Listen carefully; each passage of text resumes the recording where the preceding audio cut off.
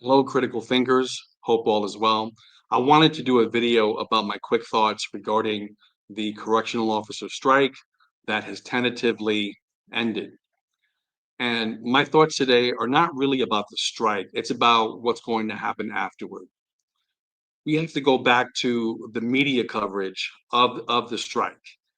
What you saw on television, in the news, in print, online, media, so on and so forth, you saw coverage that focused exclusively on correctional officers, why they're striking, and there were no videos, no news coverage about the inmates that have suffered from the abuses of correctional officers.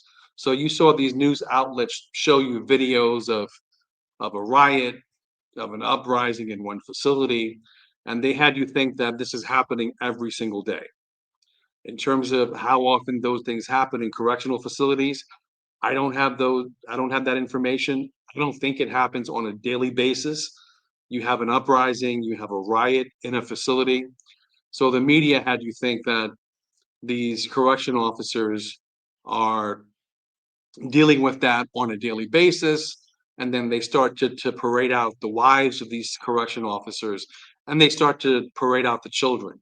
So the coverage of the strike is very one-sided. There's no focus on why correctional officers face assaults on site.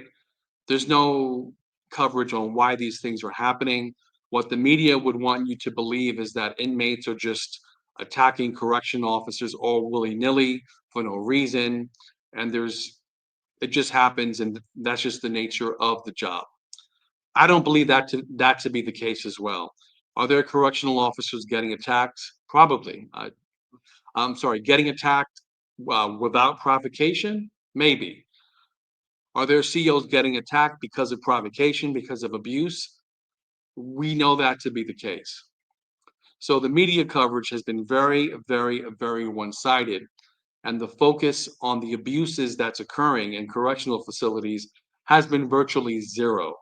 95% of the media coverage is pro correctional officer, and very little about the abuses that human beings have been experiencing, being incarcerated. So that's a very disturbing thing. So what I'm afraid of is that if this strike is truly over, the conversation is going to move away from Robert Brooks, away from individuals who have been incarcerated, who have suffered abuses, who have been murdered behind bars by correction officers. What this media wants you to think are correction officers are all angels, they're innocent human beings, they do no wrong, they're risking their lives, and they're guilty of no wrongdoing whatsoever. We know that's not the case. There's a story in the middle that we have to look at. We have to look at the causes as to why there are attacks on correction officers, why that's happening. Moving forward, the media coverage in terms of Robert Brooks, I believe from the mainstream media, it's going to diminish. You will hear about this story less and less. You will hear about prison abuses less and less. And because the correction strike is over, the coverage of incarcerated individuals being abused and murdered will start to diminish. And what will happen is people will become complacent to this story. They will begin to tolerate the abuses that occur in prison, and there won't be any real substantial lasting change. That's what I'm afraid of. So my plea to everybody is that you have to keep this story alive. You have to keep alive the story of Robert Brooks being murdered on camera. You have to keep alive the story of Robert Brooks' um, alleged killers being free, not being remanded.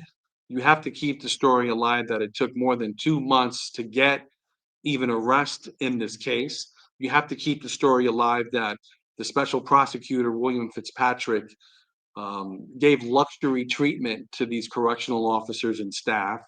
We have to keep this alive. We have to keep the abuses out in the open and continue to talk about it. I am not going to stop talking about this. I'm going to continue speaking about the abuses, interviewing family members of those individuals who have been deceased, behind bars or beaten behind bars, and even formerly incarcerated individuals. I want their stories to be told because there is extremes. You do have inmates, I'm sorry, you do have incarcerated individuals who deserve to be locked up, who are brutal. And you do have correction officers like what we saw in the Robert Brooks case who willy-nilly feel that they can kill another human being, a handcuffed human being, and get away with it, and it's business as usual.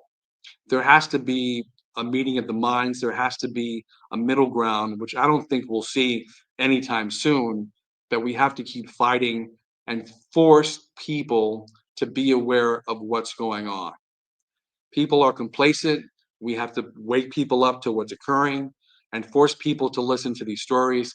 I'm going to continue talking about Robert Brooks, talking about incarcerated individuals. I welcome everyone with opposing viewpoints. You want to come on, you want to have a conversation. I'll give you a voice as well. But as of right now, I have very few, virtually zero, correction officers who want to come on and share their story. So, in any event, thank you for listening. Take care. If you like the video, if you appreciate the video, like the video, please share the video. And if you feel that I've earned it, please subscribe to the channel. My goal is to give you honest, direct feedback and go deeper than what the mainstream media is telling you. Take care, God bless, and see you next time.